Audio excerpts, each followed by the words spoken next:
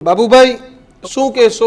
ઘણી બાપે છે એના દીકરીના લગ્ન કરવાના સમય હતો, ઘણા સ્કૂલની ફી ભરવાની હતી, ઘણા સપનાઓ ખેડૂતો જોયેલા હતા, તમામ ઉપર પાણી ફરી વળ્યું. પરંતુ તમે અત્યારે 2-4 લોકો છો, અમે તો એવું ઈચ્છે કે આવા 2-4 હજાર લોકો બહાર આવે ને ખેડૂતો આ મહામારી જ કહી શકે કે મહામારીમાંથી બહાર આવે.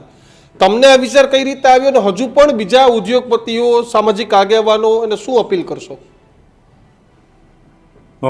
પહેલા તો દિનેશભાઈ અને મહેશભાઈને બેને દિલથી અભિનંદન, કારણ કે મુહિમનો એ હિસ્સો બન્યા છે, ભાગ બન્યા છે.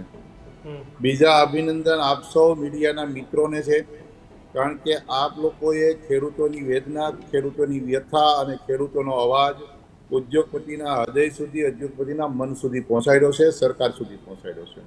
આપની આ મુહિમ ધીરે ધીરે રંગ લાવશે એવું મને ચોક્કસ લાગે છે, કારણ કે આવનારી જે પરિસ્થિતિઓ છે એ મહેશભાઈ કીધું તે અને દિનેશભાઈ કીધું કે ગામડાની અંદર અમે 15 દિવસ હતા, હું આજે હજી સુરત આવ્યો છું, કારણ કે મેં પરિસ્થિતિ જોઈ છે.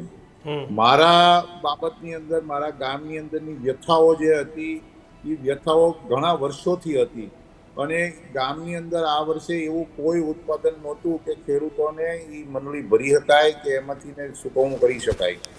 અને એ જ વિચારને લઈ અને ઘણા વખત આ મંથન હાલતું હતું અને જોગાનું જોગ ઈશ્વરે મને એવી પ્રેરણા આપી કે બેટા કે તારા મમ્મીની શ્રદ્ધાંજલિ આવે છે તો ગામ માટે એક આવું તારે સારું કાર્ય કરવું જોઈએ.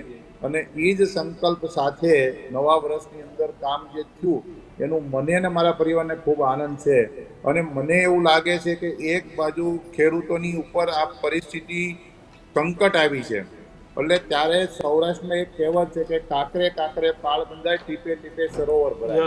એમ દિનેશભાઈ કીધું એમ ધીરે ધીરે ધીરે બધા જ લોકો જો પોતપોતાના, મહેશભાઈ કેમ કીધું કે ભાઈ શિક્ષણની બાબત હશે, લગ્નની બાબત હશે, મેડિકલની બાબત હશે તો અમે જોઈ લઈશું.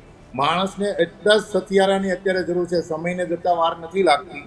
એવી જ રીતે દરેક ગામ, સુરત અને અમદાવાદની અંદર દરેક ગામ એવા છે કે જેની અંદર 2, 5, 10 લોકો ઉદ્યોગપતિ તરીકે છે. અને એ જો એના પોતપોતાના ગામડાઓ આવા સામાજિક દાયિત્વ માટે દત્તક લઈ લેશે 1 વર્ષ માટે, તો ખેડૂતને આ કપરો સંજોગ ભૂલાઈ પણ જશે અને સમયથી સમય પસાર કપાઈ જશે.